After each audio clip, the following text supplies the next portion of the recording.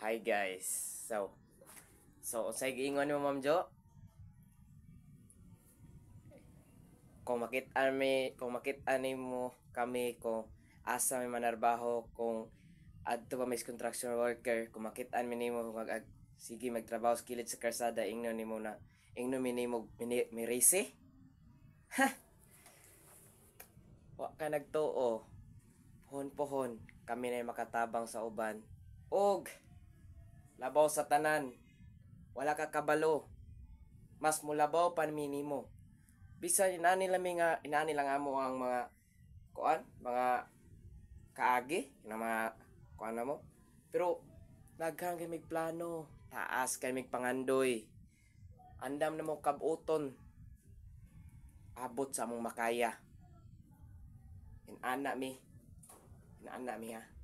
Kasabot ka?